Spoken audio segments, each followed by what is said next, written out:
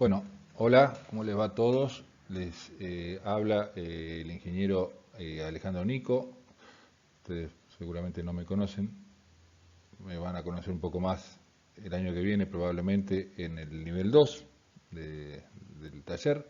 Yo soy la N del DNC, el D es ingeniero de la Loye, el N soy yo, ingeniero Nico, y la C es de Oscar Clivio, que seguramente es el encargado de nivel 1 y seguramente ya lo han conocido por lo menos en forma virtual. ¿Mm? Bien, eh, yo en este curso de estructuras 1 habitualmente doy 2 o 3 clases, una de las cuales es esta, titulada Materiales de empleos habituales en estructuras resistentes, acero, hormigón y madera. ¿Mm? Así que un poco la idea de esta clase es ahondar sobre estos 3 materiales, los 3 principales materiales estructurales, cada uno con sus características distintas, propiedades, formas comerciales, etcétera, etcétera, que vamos a recorrer a lo largo de estas seguramente dos clases, 2 o 3 clases partiremos este temario. Veamos un poquito de la historia de los materiales utilizados como elementos estructurales. Eh, ¿Qué es una estructura? La estructura cumple dos funciones fundamentales. Protege de las condiciones ambientales al ser humano, y con la condición de que le permita salir y entrar de la misma, lo cual estamos hablando indirectamente de la necesidad de una abertura en esa estructura. O sea, la estructura no puede ser totalmente cerrada, porque si no las personas estarían protegidas de las condiciones ambientales, pero no podrían ni entrar ni salir. Entonces, esto, como les decía recién, exige la necesidad de conectar con elementos que soporten esfuerzos de flexión o arreglárselas con tipologías estructurales que estuvieran sometidas exclusivamente a esfuerzos axiles, como vamos a ver en un ratito y seguramente ustedes ya han visto en alguna de las primeras clases del nivel 1.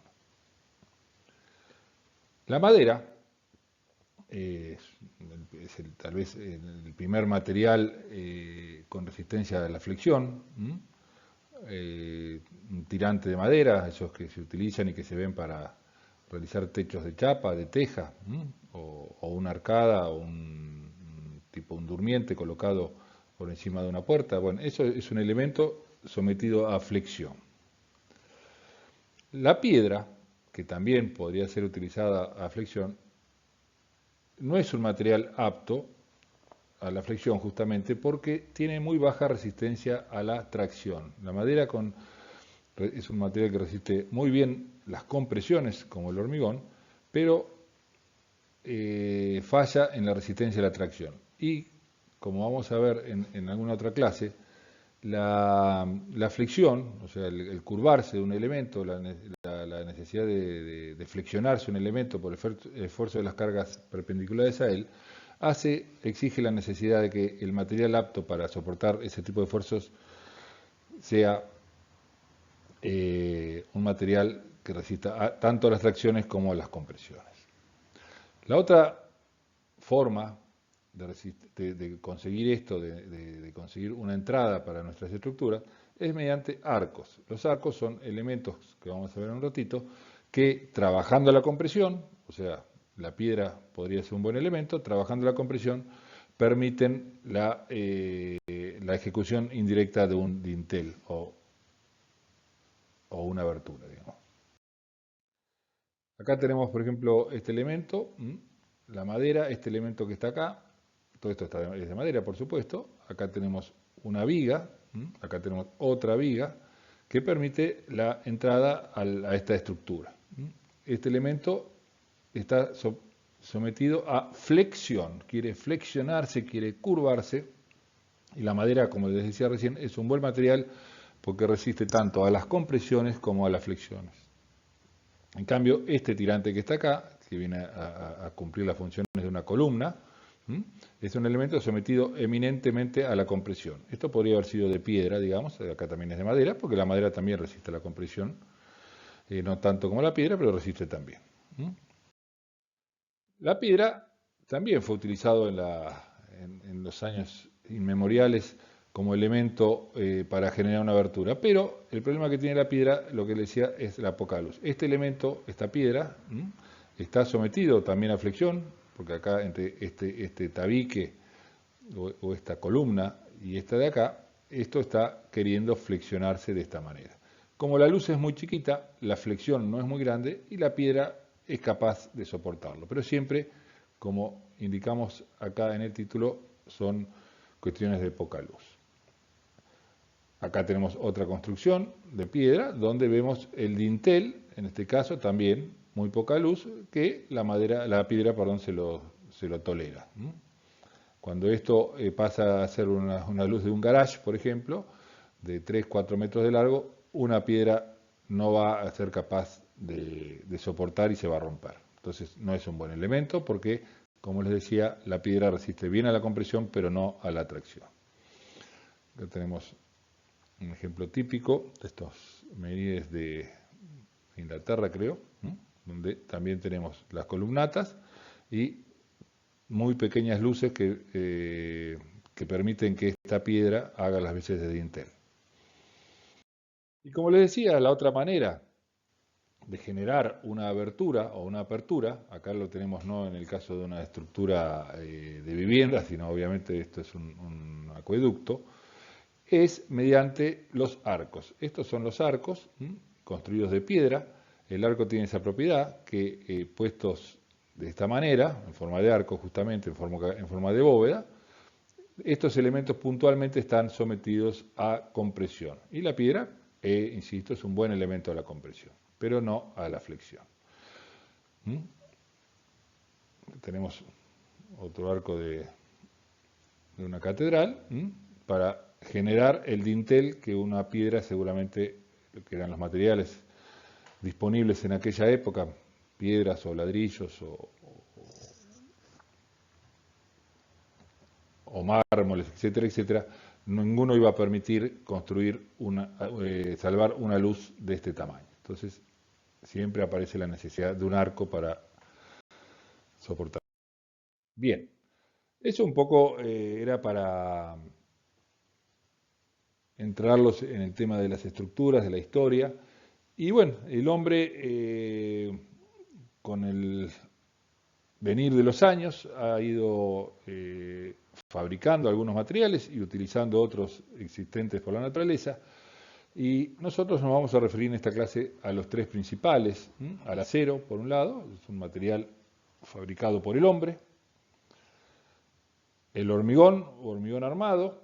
El hormigón es una piedra artificial, hecha con elementos naturales o seminaturales, digamos, que permite obtener un material como, del formato de una piedra. Por sí solo, como piedra, no serviría, pero en compañía del acero hacen un muy buen equipo formando el hormigón armado.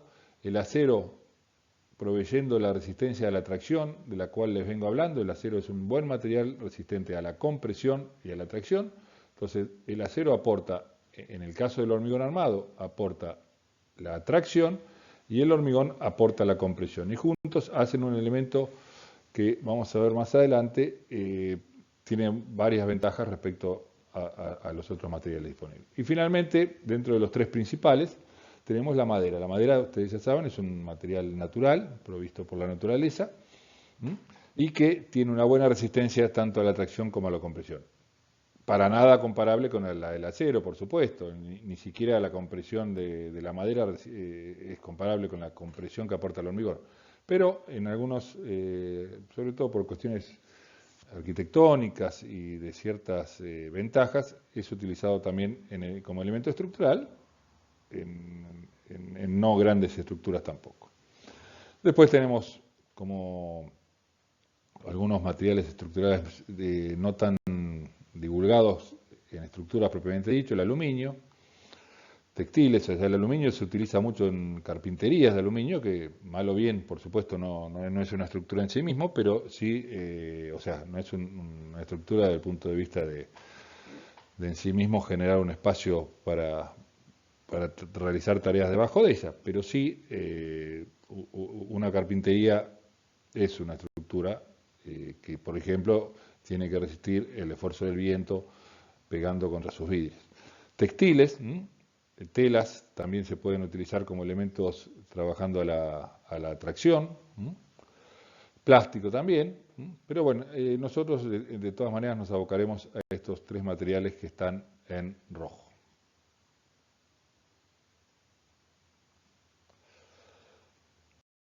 Y bueno, como empezaremos por el primero de todos, que es el acero. El acero es un material que no está en la naturaleza en sí mismo. El acero es una aleación es una unión a altas temperaturas de dos minerales, el hierro y el carbono, que juntos y en determinadas proporciones conforman el acero. El acero tiene algunas propiedades que vamos a ir definiendo, gran resistencia, por eso es el material eminentemente estructural, permite obtener distintas formas, que lo vamos a ver ahora a lo largo de la clase.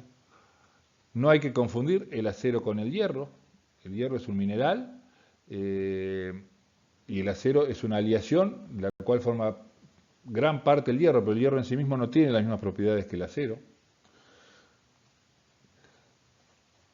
Y el acero entonces conserva las características metálicas del hierro en estado puro, pero la adición de carbono fíjense las pequeñas cantidades que el carbono va a ejercer sobre el hierro, transformándolo en acero, para mejorar sus propiedades. O sea que el acero, reconozco que es muy común a una estructura llamada la estructura de hierro. Y bueno, en realidad todos deberíamos saber que técnicamente hablando y correctamente hablando, deberíamos decir es una estructura de acero, pero es común escuchar hablar de estructuras de hierro.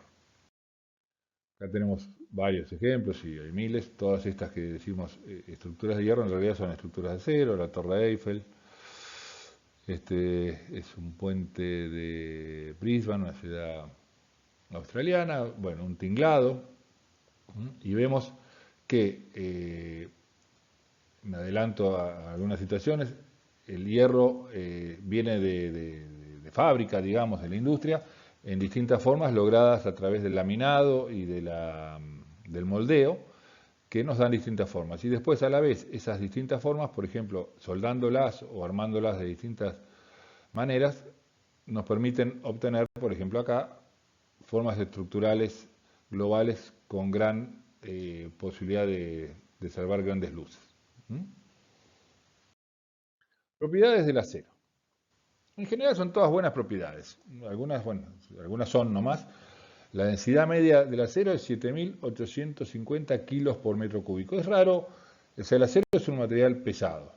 Esto de la densidad se refiere a la cantidad de kilos por metro cúbico. O sea, imagínense un metro cúbico de acero pesaría 7.850 kilos. ¿Es mucho? Es muchísimo. Para que tengan una idea, el hormigón, que todos lo vemos como un material pesadísimo, pesa 2.400 kilos por metro cúbico. Esto pesa casi 4 veces más que lo que pesa el hormigón. Es un material muy pesado, pero tiene una propiedad, como a la vez es muy resistente, permite con poco material, con materiales no tan pesados en sí mismos, cubrir grandes cuestiones estructurales. En función de la temperatura, el acero se puede contraer o dilatar, es decir, achicarse o agrandarse. Eso en realidad no es una propiedad del acero, se los aclaro. Todos los materiales, en mayor o menor medida, tienen esta propiedad, que es contraerse o dilatarse. La diferencia del acero, que se hace un poco más de hincapié, es que las contracciones y dilataciones son bastante importantes con el aumento o disminución de la temperatura. El punto de fusión del acero es frecuentemente 1400 grados. 1400 grados es cuando pasa, el punto de fusión es cuando pasa de un estado sólido a un estado líquido. Entonces, si nosotros logramos en algún momento de la fabricación, de hecho lo sucede, licuar el acero, lo podemos verter en algunos moldes específicos y obtener algunas formas que nos convengan. Posee una alta conductividad eléctrica, es decir, un material que, bueno, como su nombre lo indica, transmite la electricidad, no es aislante, digamos. Todos los materiales tienen cierta conductividad eléctrica en mayor o menor medida. Es lo mismo eh, que lo que habríamos hablado hoy de que se dilata o se contrae. El caso del acero tiene una alta conductividad eléctrica. Permite fácilmente el pasaje de electricidad. No es un material aislante, como se dice. Aislante de la electricidad, por supuesto. Se puede soldar con facilidad. Hablando de soldar, creo que todos sabemos lo que es soldar. De alguna manera, tal vez no sea por esta cuestión específica de las estructuras, pero soldar significa, mediante algún aporte de material o aporte de calor, unir dos piezas que están independientes, pegarlas, es como pegarlas, pero no en el sentido de colocarle una cola, sino de colocar un material distinto que provoque lo que se llama la soldadura. Y acá tenemos tal vez uno de los puntos débiles del acero, que ocurre lo siguiente: el acero da una falsa sensación de seguridad al ser incombustible. O sea, es cierto, nosotros un elemento de acero le ponemos un fosforito y no se va a prender. Un elemento de madera sí se va a prender. El hormigón tampoco se va a prender. Eso es lo que significa ser incombustible, no se va a prender. Pero lo que sí pasa con el acero, que frente al calor empieza, no digo a lo que está ocurriendo acá del punto de fusión, no digo que comience a licuarse, pero con las altas temperaturas, muchas de las propiedades de la deformabilidad del acero se modifican. Entonces, el acero, por ejemplo, a una temperatura guarda su dimensión original, y si nosotros lo calentamos, somos capaces de modificar esa forma. Es lo que se hace a veces en las fundiciones, calentar el acero para cambiarle su forma. Bueno, y el otro tema que tiene, que como al verse, digamos, afectada, y la otra propiedad que tiene es la alta conductividad térmica, es decir, transmite muy bien el calor, con lo cual en caso de un incendio, el calor se propaga, y una vez que se propaga, como decía recién, provoca grandes deformaciones de ese elemento y puede causar la caída de la estructura. Es lo que dicen que pasó en las Torres Gemelas en el ataque del 11 de septiembre, que originariamente el choque de los aviones en la parte superior de los edificios ocasionó la destrucción de los pisos superiores, y al rato la estructura cedió totalmente. Eso fue debido a que es una estructura eminentemente metálica, hecha con perfiles metálicos. La alta temperatura del choque de los aviones generó que esos perfiles transmitieran toda su temperatura hacia abajo. Al calentarse los perfiles, como les decía, tienden a deformarse, a flexionarse, y esa deformación fue la que provocó la demolición o destrucción total de las Torres Gemelas. ¿Cuáles son las ventajas del acero? Tiene ventajas y desventajas, como todos los materiales. Una alta resistencia. Su alta resistencia en relación a su peso permite la elaboración de estructuras ligeras, las cuales sin acero aumentarían drásticamente sus dimensiones. Están ustedes metiéndose en el tema del conocimiento de los materiales, de la resistencia, de las tensiones, cómo funcionan las situaciones. De todas maneras, creo que es un concepto intuitivo que podríamos ya ir teniendo, digamos, o aprendiendo, es que cuanto más resistente es un material, menos material se precisa para soportar una determinada fuerza. Supónganse una columna que soporta una fuerza superior de X toneladas, esa columna va a tener que ser tanto más grande cuanto menos resistente sea el material con el cual está hecho. Como el acero tiene una alta resistencia, esa columna hecha en acero va a ser una columna de poco material. Esto es lo que está diciendo acá. Las cuales, sin el acero, aumentarían drásticamente sus dimensiones. Si yo tengo que hacer una columna de hormigón, va a ser mucho más grande que si es de acero, y muchísimo más grande sería si fuese de madera, porque la madera de los 3 materiales que estamos manejando o que vamos a manejar es el que menos resistencia tiene. Tiene un comportamiento elástico un poco particular que lo vamos a desarrollar en un ratito, pero lo importante es que en un trayecto de su comportamiento elástico, la elasticidad, para los que están empapándose en tema, es cómo se comporta el material en cuanto a su deformación cuando lo sometemos a una carga. Todos, me gusta dar el ejemplo, ¿qué es un material elástico? Díganme, por ejemplo, un material elástico. Si estuviésemos en una clase presencial, alguno me diría la goma. Efectivamente, la goma es un material elástico. ¿Qué quiere decir que sea elástica la goma? Todos sabemos que es un material elástico. Lo que tal vez no sepamos por qué le decimos que es un material elástico. ¿Por qué? Porque con pequeñas fuerzas se deforma mucho, porque está hecho con una composición de un material poroso, etcétera, etcétera, que con poca fuerza se deforma mucho. Eso es el comportamiento elástico. Hay materiales que con poca fuerza se deforman mucho y otras que con poca fuerza no se deforman nada. Bueno, y dentro de esa cuestión de la elasticidad, el comportamiento puede ser diferente si el material es elástico, como se dice, si es elastoplástico, si es plástico. Por ejemplo, el chicle, fíjense, yo también lo traigo como ejemplo, porque el acero, aunque parezca mentira, y lo vamos a ver más adelante, tiene un comportamiento en algún sentido parecido a un chicle, de que estiren un chicle al principio, bueno, al estirar el chicle se alarga. Estirar quiere decir, al traccionar el chicle se alarga. Y si lo siguen traccionando, no solo se alarga, sino que se alarga mucho más que al principio. ¿Por qué? Porque ha cambiado de estadio, de situación el chicle y se deforma muchísimo. Con el acero, como vamos a ver en un rato, pasa lo mismo. Pero al principio, o sea, para las primeras tensiones o las primeras cargas que puede soportar un elemento de acero, se comporta linealmente elástico. Lo vamos a ver más detalle con el diagrama de tensiones y deformaciones en un rato. Así que por ahora dejémoslo por acá.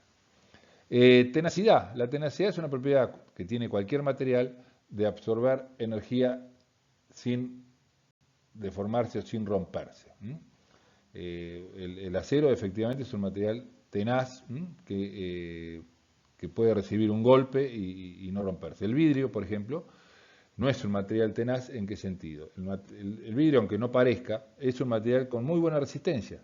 Lo que pasa que no es tenaz, o sea, con muy poca deformación, o sea, un vidrio al recibir un golpe tiende a deformarse y esa deformación provoca su rotura rápidamente. Pero no quiere decir que no sea resistente. Ductilidad. Es también algo parecido a la tenacidad, es una cualidad que tiene el acero de deformarse bastante antes de entrar a un estado plástico o de rotura. Vale de vuelta el ejemplo del vidrio. El vidrio no puede deformarse mucho sin romperse. Resiste mucho, pero si se deforma se rompe enseguida.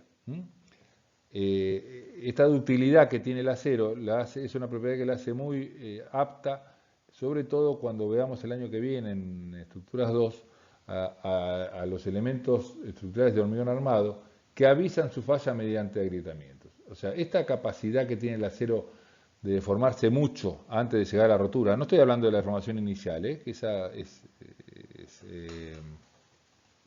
controlable, digamos, pero si el acero uno lo empieza a cargar, se deforma, y llega un momento que empieza a deformarse mucho.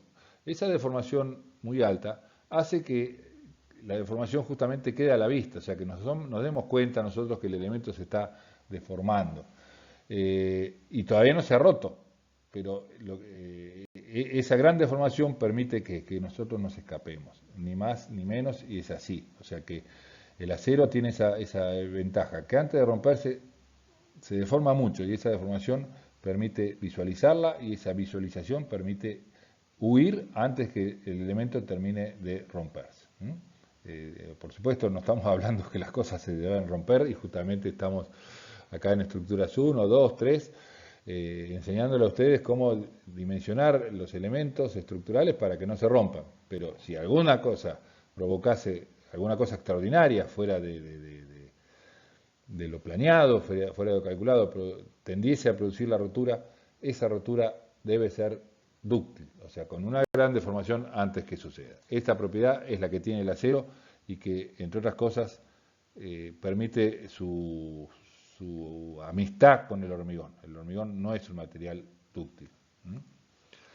Es reciclable, perdón, o sea que se puede hacer una estructura, si esa estructura no se quiere más, se demuele y se vuelve a usar esas mismas formas para otra cosa, o se funde y se le da nueva forma.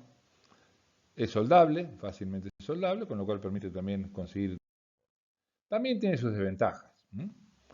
La principal desventaja es la corrosión.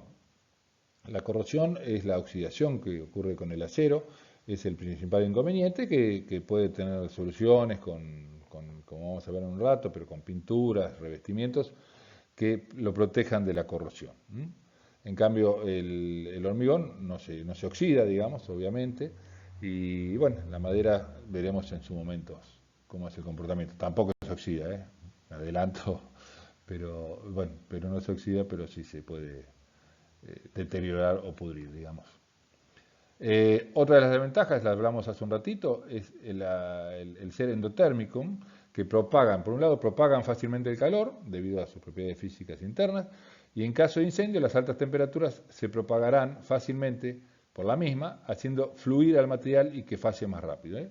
O sea, cuanto el material, ¿se acuerdan que el punto de fusión era 1400 grados? Bueno, cuando la temperatura empieza a acercarse a 1400, y ni hablar cuando llegamos a esa temperatura, el material pasa de sólido a líquido, o sea, y antes de pasar a líquido, entra en un estado de plasticidad, digamos, de gran deformabilidad. Esta es una característica negativa que provoca una desventaja en el acero. El costo es un material relativamente costoso. Digo lo de relativamente costoso porque, bueno, obviamente depende de cada país, de la facilidad que tiene la industria de ese país de fabricar el acero, si lo tiene que importar, lo de costo es algo eminentemente relativo. En Argentina no son de las estructuras más comunes, pero hay un montón, por supuesto. En Argentina se ha divulgado más el hormigón armado. Hace falta mano de obra especializada para soldar, por ejemplo. No cualquiera puede hacer una estructura metálica, sí, tal vez de hormigón armado y también sí de madera. Tipos de acero. De acuerdo a los porcentajes que tengan de aleación, ¿se acuerdan que hoy habíamos dicho que el acero es una aleación de mucho hierro y poquitísimo carbono? Bueno, en función de los distintos porcentajes de carbono se consiguen distintos tipos de aceros distintos. También pueden tener otros minerales dentro de esa aleación que le dan alguna propiedad particular y algún tratamiento mecánico o térmico que también lo puede modificar. Esto hace que cualquiera de estas tres situaciones provoquen distintos o produzcan, mejor dicho, distintos tipos. Por composición, tenemos, por ejemplo, el acero al silicio, que tiene un silicio hasta un 6,5, que aumenta la resistencia eléctrica del acero. No es, esto se los menciono, no tiene nada que ver con la estructura, sino porque, bueno, a veces uno escucha otro tipo de aceros que, bueno, nunca está de más el entendimiento. Los aceros inoxidables, que todos conocemos y que justamente tienen la propiedad de no corroerse, no oxidarse, esto gracias al 10% de cromo que tienen en su aleación, digamos. Aceros rápidos o de alta dureza, mejorada su dureza, que no necesariamente puede ser que se hable de la resistencia, que tienen de 14 a 18% de tungsteno, alta resistencia a las temperaturas y alta dureza. Son aceros que se utilizan para cortar. Nada que ver con las estructuras, pero insisto que es un recorrido de los distintos tipos.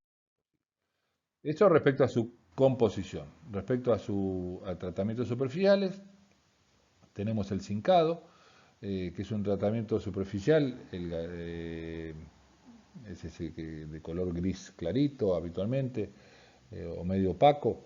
Es un tratamiento superficial antioxidante por un proceso electrolítico o mecánico a los que se someten diferentes componentes metálicos, el cromado también, y el galvanizado. Entre el galvanizado y el zincado es algo muy parecido. Pero los tres tienen esa propiedad, que mediante un tratamiento superficial, consiguen evitar la oxidación del material. Esto, niquelado también, perdón. Esto es importante porque a veces uno tiene que hacer una estructura que por determinadas situaciones, por su forma por su ubicación, está muy sometido a procesos corrosivos. Acuérdense que la oxidación de algo se produce por la presencia de óxido, de humedad, etcétera, de oxígeno, perdón, y de humedad. Y bueno, hay estructuras que por su ubicación están más sometidas a esos procesos de oxidación, con lo cual uno, aparte de ser una estructura sustentable o sostenible, debe hacer que sea sustentable en el tiempo y utilizar elementos con este tipo de tratamientos o pinturas, que bueno, ya la pintura es algo totalmente externo que no entra dentro de esta clase, digamos, ¿no? Y después tenemos tratamientos térmicos, temple, revenido y recocido, que depende un poco de la temperatura que se alcance, etcétera, etcétera, le dan al acero, le modifican algunas de sus propiedades, básicamente pueden aumentar la resistencia, pero tal vez disminuir la tenacidad. Bien, pasemos ahora a, específicamente, lo recién fue un recorrido por distintos tipos de aceros en función de sus propiedades generales. Ahora analicemos qué tipos de aceros tenemos para la construcción. Básicamente tenemos dos tipos de acero. Y acá tenemos una tablita. El acero dulce, que se llama, es un nombre casero, digamos, un nombre de batalla, de construcción, acero dulce, y el acero conformado. El acero dulce, y esto ya lo aclaro porque cuando yo le diga lo que le voy a decir ahora, más de uno va a decir, es el acero que se utiliza para hacer los perfiles T, los perfiles U, muy utilizados en estructuras, en talleres, los perfiles L, utilizados cuando estamos en la facultad, en las aulas. Siempre me agarro ahí de algo que les pregunto siempre. ¿Ustedes conocen el acero dulce? No, ninguno dice nada, no se piensa, qué sé yo.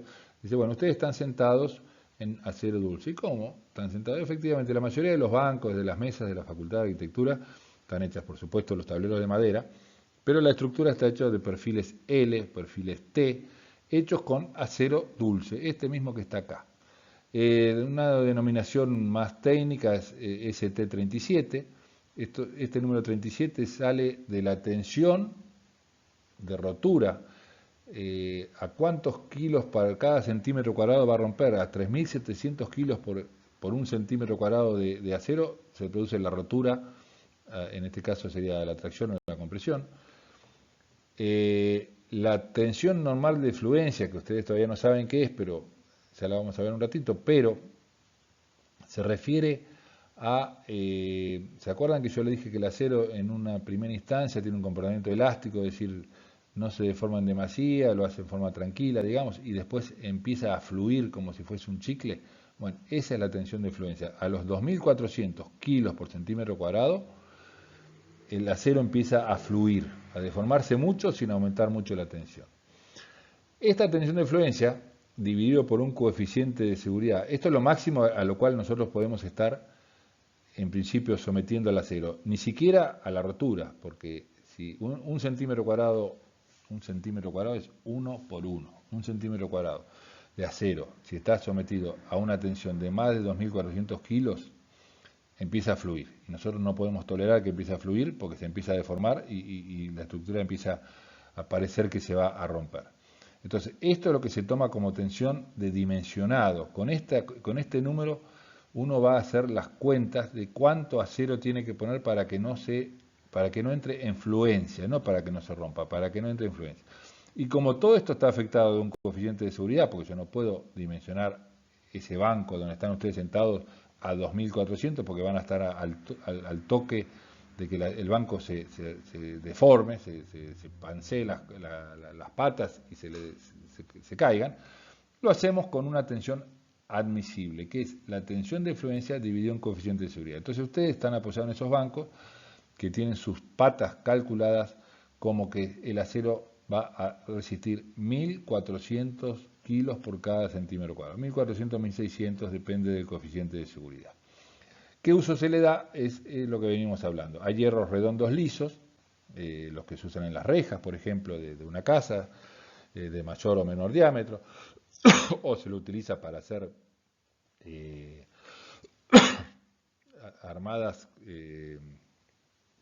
vigas de parabólico de los galpones. Después lo vamos a ver un poquito más en detalle. Y la perfilería, las que venía hablando de recién, perfiles WT, perfiles U, perfiles L, planchuelas, etcétera, etcétera, que vamos a ver en un ratito. Y después está el otro uso en la construcción, que es el hierro que viene para ser amigo del hormigón armado. Son las barras redondas conformadas que ustedes seguramente, si han tenido un poco de ¿cómo es que se dice?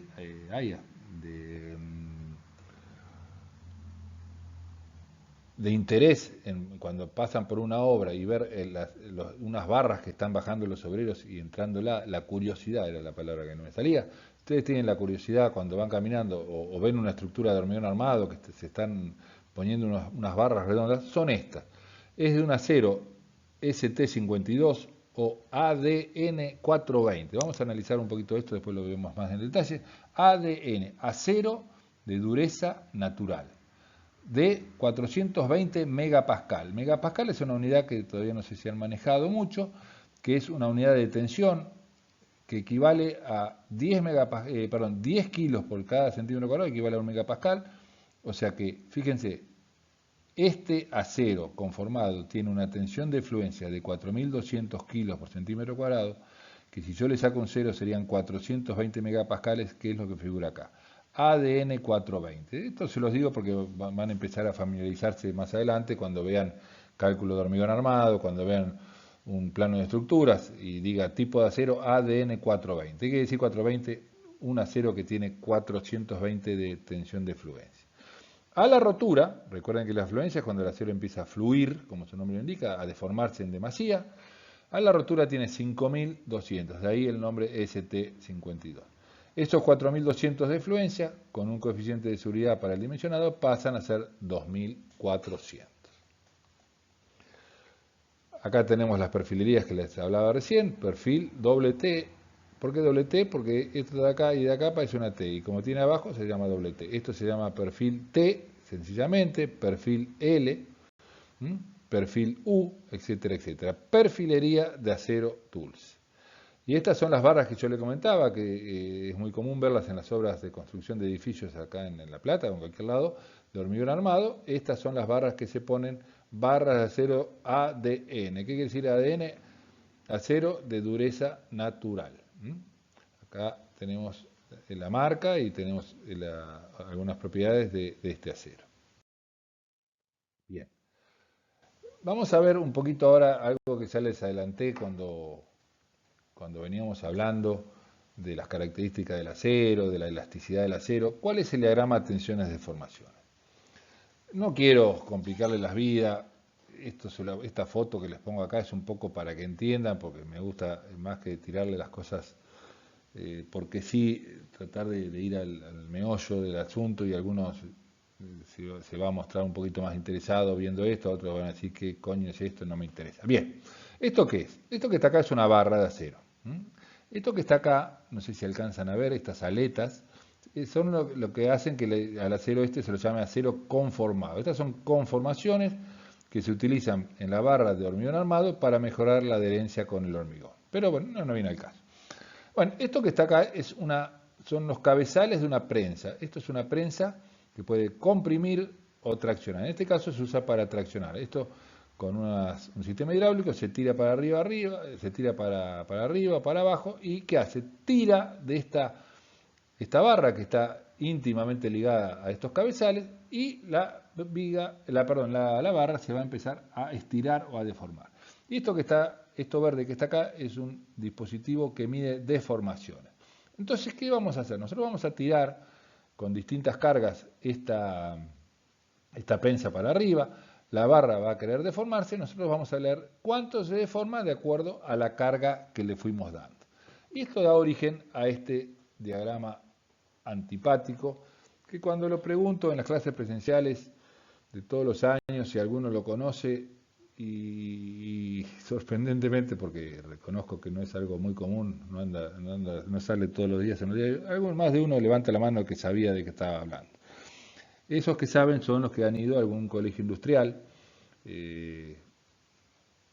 técnicos mecánicos o maestro mayor de obras, donde esto que es muy común en la jerga de los materiales del acero, digamos, los que trabajan en el acero, es algo muy común. Bien, ¿esto qué es? Esto es un diagrama, esto que hay acá es tensiones. Es lo mismo que hablar, tensiones es lo mismo que hablar por ahora de fuerza. Esto es, la tensión es la fuerza que yo le di a mi barra dividido el área que tenía la barra. Y esto lo pongo acá. Acá pongo tensiones. Podría haber puesto fuerza, pero voy a poner tensiones. La fuerza que yo le hacía a mi barra para estirarla. Y acá pongo las deformaciones. Esta letra griega epsilon, esta letra griega es sigma. Epsilon, en esto que estamos hablando, en esta materia, epsilon son deformaciones. Entonces acá tengo un eje de deformaciones y acá tengo un eje de tensiones o fuerzas. Y esto que está acá es el diagrama. ¿Qué quiere decir el diagrama? Es cómo se comporta la barra esa que veíamos en el ejemplo anterior a medida que yo la voy estirando o la voy cargando con la carga que. ¿Qué vemos? Al principio se va estirando. Si se va estirando, quiere decir que aumenta su deformación. Entonces lo voy graficando acá. Tal fuerza se deformó tanto. Más fuerza se deforma más. Más fuerza se deforma más. Más fuerza se deforma más.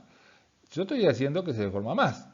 Pero lo que estoy demostrando con esta recta es que existe una proporcionalidad. Es decir, si yo aumento 2 la fuerza, esto se deforma 1. Si lo aumento 4, se deforma 2. Si lo aumento 8, se deforma 4. 4 o lo que sea, pero hay una proporcionalidad. Es esta recta. Esto es la región que yo le llamo región lineal, o le llaman los autores, yo no descubrí esto, así que región lineal.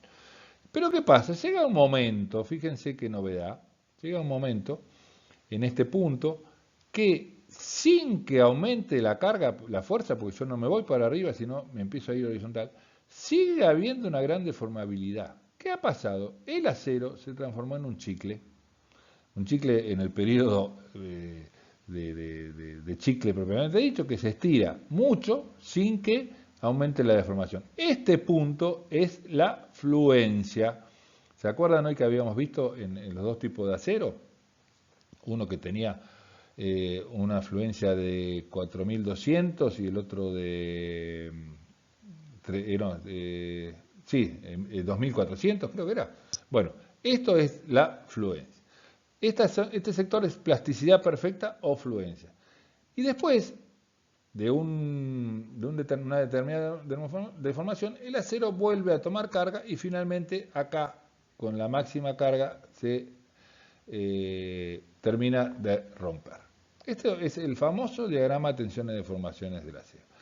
Nosotros cuando calculemos nuestra estructura, cuando la dimensionemos, cuando le demos la cantidad de acero que hay que poner para que el elemento, entre comillas, no se rompa o no fluya, vamos a trabajar en este sector. Esto que está acá es un changüí que nos da el acero para darle esa propiedad de gran deformación antes de romperse. Pero nosotros no vamos a trabajar acá, vamos a trabajar siempre en este sector. Bueno, acá está un poco reiterado toda la explicación.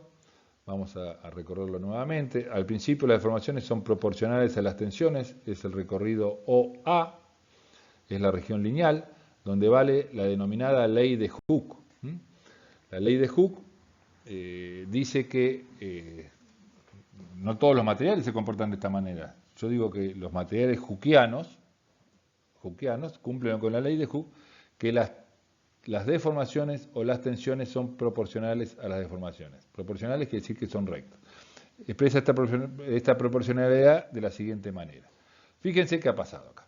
Sigma, tensión o fuerza. No es lo mismo tensión que fuerza, pero por ahora que estamos en los primeros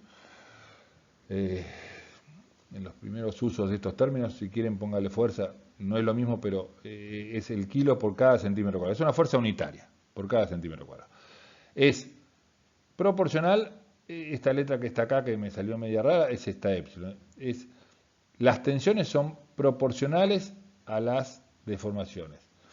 Esta constante de proporcionalidad, este es un parámetro, un número, que se llama módulo de elasticidad. Esto es la relación que existe. Si yo me deformo 1, entonces la tensión es 2. Si me deformo 2, la tensión es 4. ¿Qué quiere decir esto? Que esto sería 2. Es el doble, pero bueno, en el caso del acero ese número no vale 2, pero eso quiere decir, esta es la ecuación de una recta. Entonces sí, ya han visto matemática, y la ecuación de la recta decía que I era igual a E por X más C. C era la separación de la recta del origen, acá como pasa por el origen no hay C, y E era el M, la pendiente de la recta. Esto que está acá, esto que es la pendiente, la inclinación de esta recta está así, pero podría haber sido así o podría haber sido así. Esta pendiente es este valor E, que es el módulo de elasticidad del material. El coeficiente de proporcionalidad E es una constante elástica del material llamado módulo de elasticidad.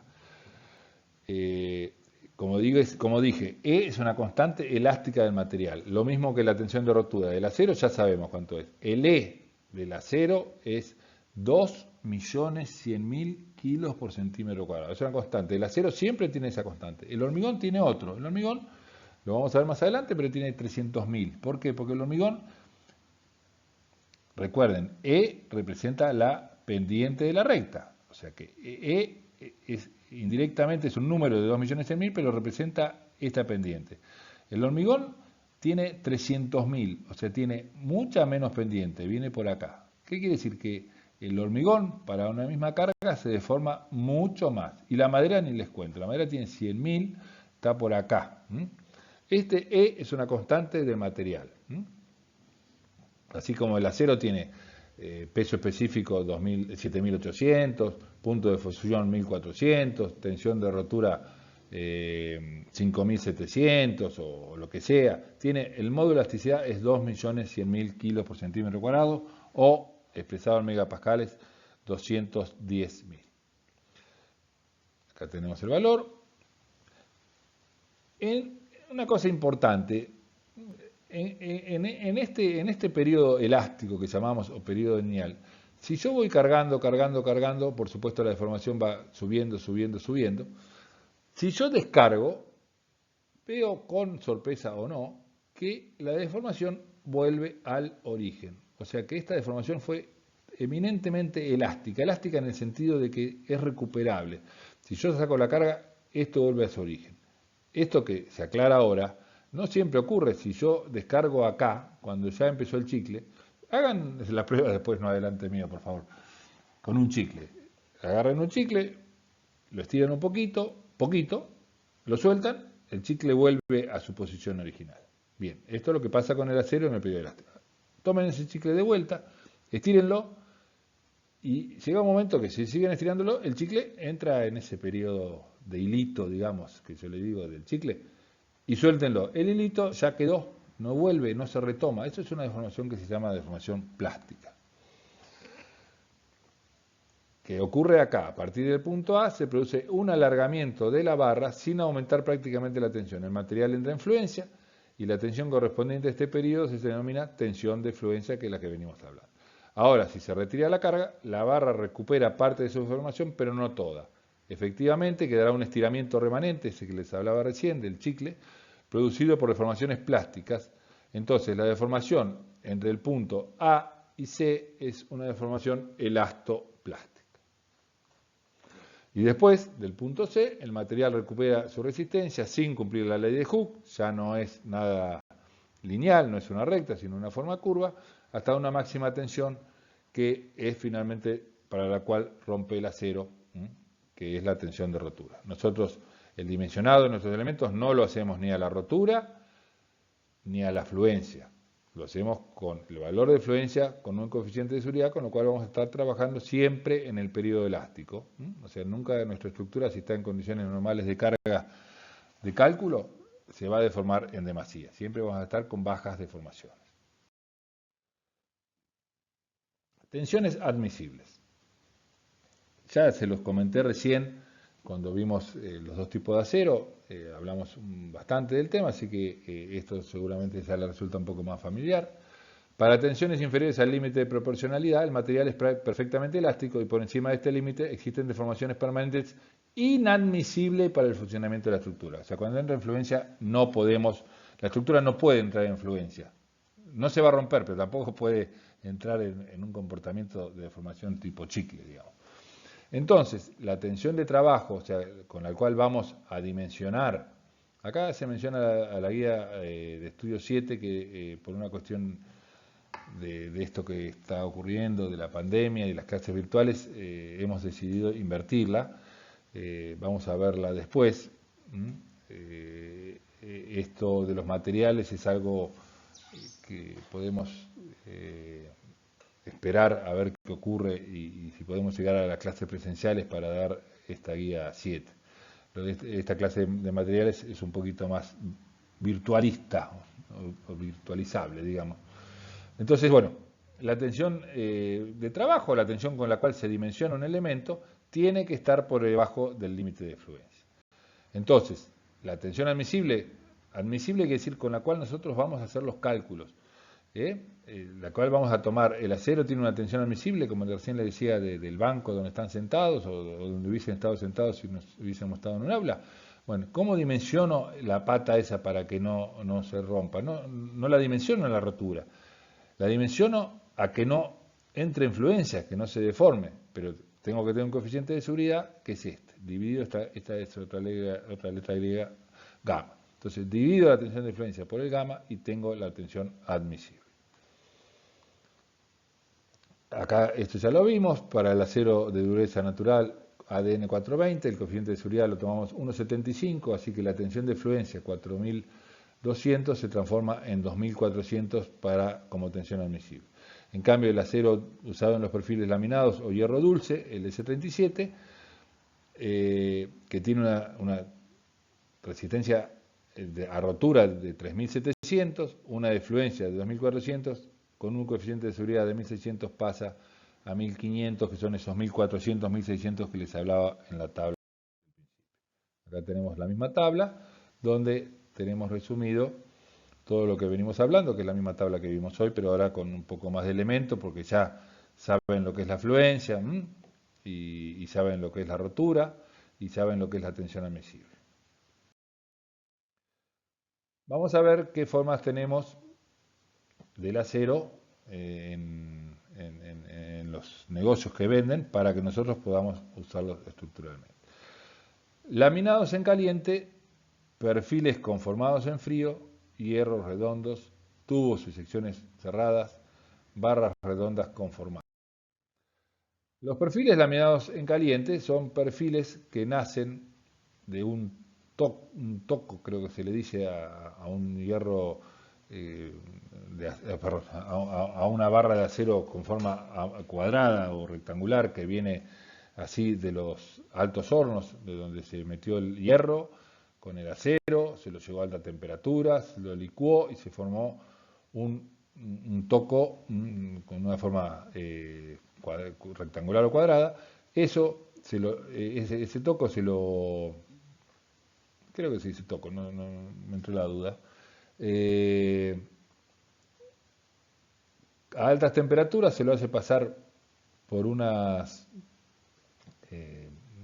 a altas temperaturas el material tiende a deformarse, se lo pasa por un sistema que le va dando la forma, dado su gran capacidad de deformación, siempre todo esto a alta temperatura. De esta manera obtenemos los perfiles doble T, los perfiles U, ángulos T y sección T,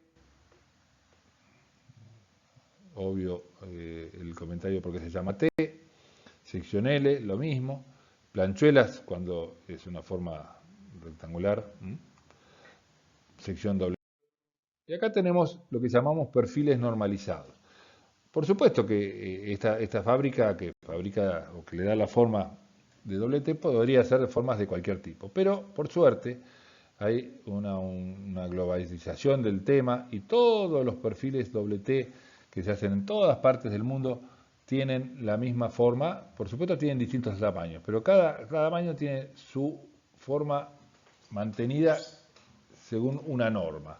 ¿Qué quiere decir? Que si yo tengo una altura determinada de perfil, por ejemplo 20 centímetros de altura, el B va a ser un B determinado para esos 20, el espesor del perfil va a ser un espesor determinado. Está todo esto tabulado, como vamos a ver en un ratito. La sección ángulo lo mismo, el B, el espesor, el radio, etcétera, etcétera. La perfil U también. Todas estas medidas están normalizadas. Quiere decir que cada perfil U de cada tamaño tiene siempre el mismo B, siempre el mismo espesor, etcétera, etcétera. Todas estas dimensiones normalizadas permiten la existencia de unas tablas únicas, que son tablas que nos van a permitir realizar el dimensionado, saber qué perfil tengo que poner yo en una columna para que esa columna aguante. Entonces, está muy bien. Acá tenemos una tabla, perfil doble T, y acá tenemos, los perfiles doble T en general se denominan por su alto. Uno va a una material de venta de acero y dice, dame un perfil doble T número 20 o 12, por ejemplo. Quiere decir que tiene 120 milímetros o 12 centímetros de altura.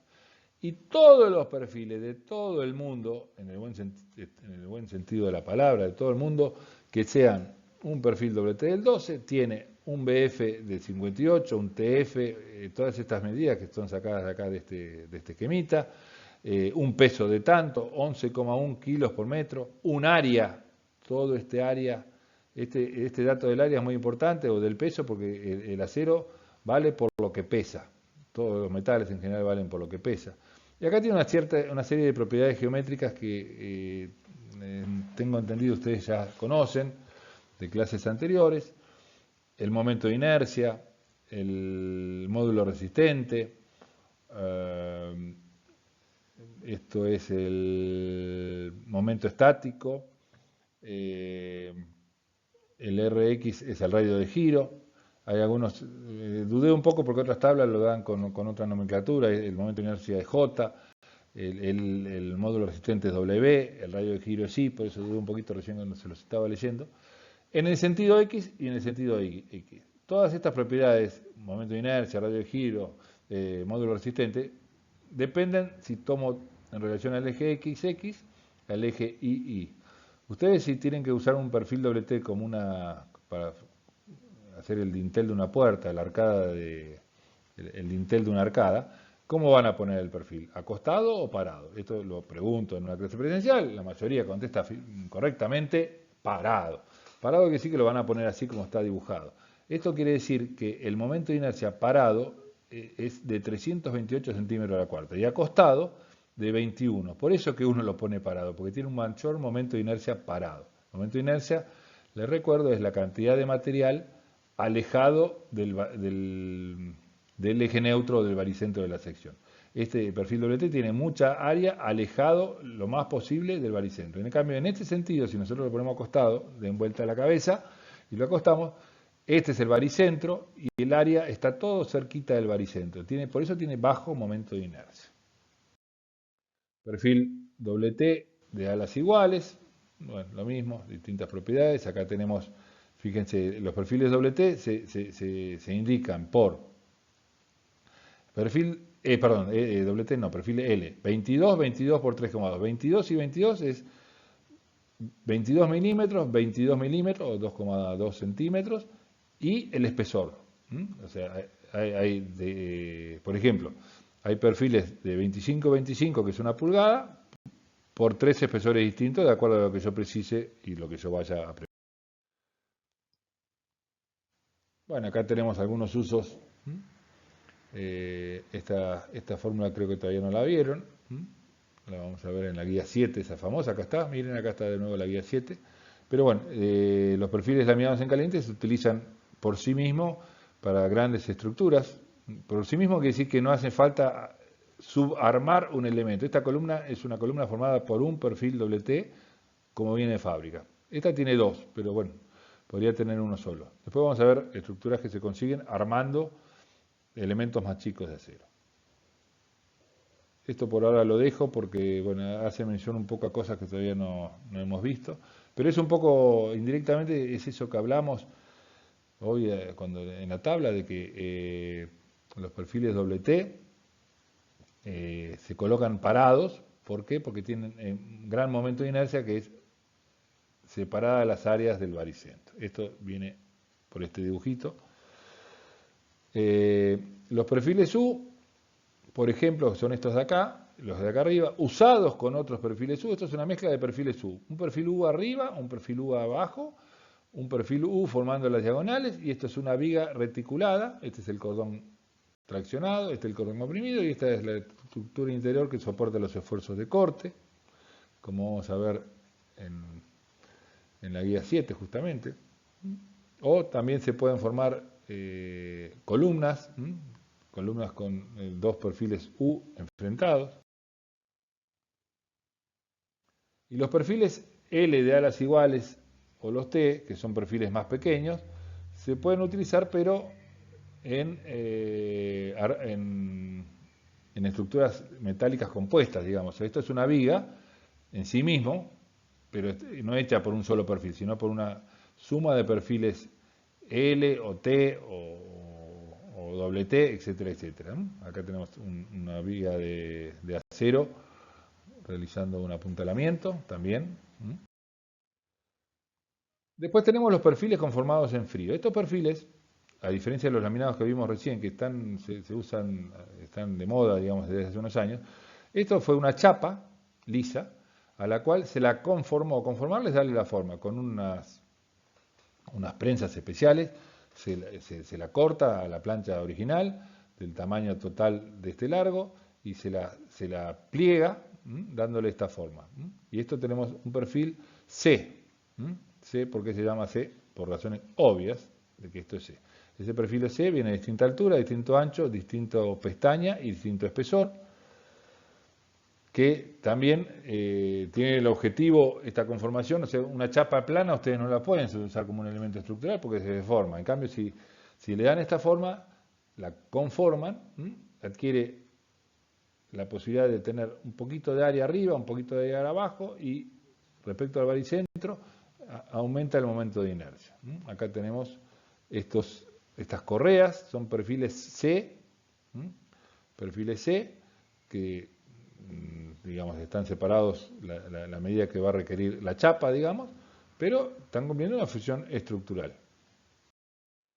Acá tenemos una tabla de perfiles C, también los perfiles C tienen su propia tabla, 80, 40, 100. 80 es la altura, 40 es el ancho y 15 es el espesor. 80, perdón, me confundí. 80 el alto, 40 el ancho, 15 la pestañita, y acá tenemos 4 espesores distintos, mayores espesores, mayor peso, mayor área, mayor módulo resistente, que es la propiedad que relaciona la capacidad de flexionarse. Cuanto más módulo, mejor es el perfil. Después tenemos los hierros redondos. No confundir, en estos casos estamos hablando de todo hierro dulce, no hierro conformado que utilizamos en un armado. Este es un hierro redondo liso, que el área la calculamos como pi por radio cuadrado, el momento de inercia pi por radio a la cuarta sobre 4. Ya con el radio, acá no hacen falta tablas, también las existe, por supuesto, las hay, pero como es un elemento de geometría muy conocida, directamente podemos calcular las propiedades geométricas. Acá tenemos una viga reticulada de un parabólico hecha con hierros redondos.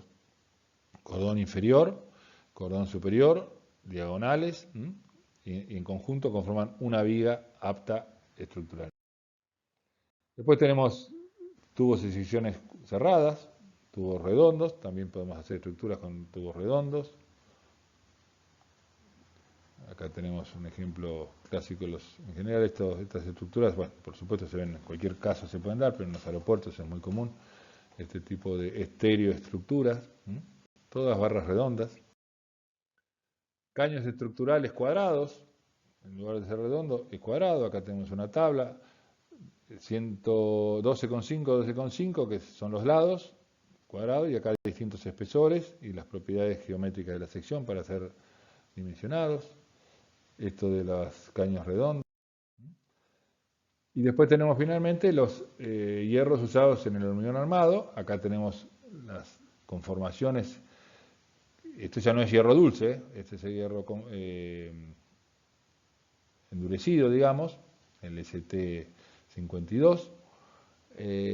Y las conformaciones son estas protuberancias que tiene acá, que como les dije hoy son para mejorar la adherencia. El acero conformado ADN 420, ya lo mencionamos, se utiliza para la provisión de armadura en cualquier elemento de una estructura de hormigón armado. Su superficie es conformada con dos nervaduras longitudinales, estas que se ven acá, estas son dos líneas longitudinales, y después a 45 grados tienen una espina, tipo espina de pescado, para mejorar la adherencia. Vienen en barra de 12 metros, acá tenemos un zoom. No tengo nada que ver con Asindar, pero acá está la marca Asindar. Acá está el 420, que sepan ya de dónde viene. 420 es acero de dureza natural 420. 420 es la tensión de fluencia de este acero. Y 12 es el diámetro de la barra. Que hay distintos diámetros. Acá tenemos los distintos diámetros comerciales. 6, 8, 10, 12, 16.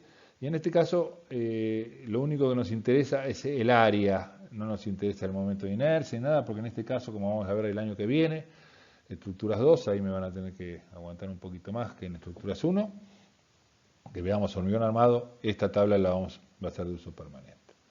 Acá tenemos una losa de hormigón armado, previo a su hormigonado, o sea, está el encofrado abajo, y acá están todas estas barras de distinto diámetro. Ven que no son todas iguales, algunas más gruesas, otras más finas, conformando la armadura del famoso hormigón.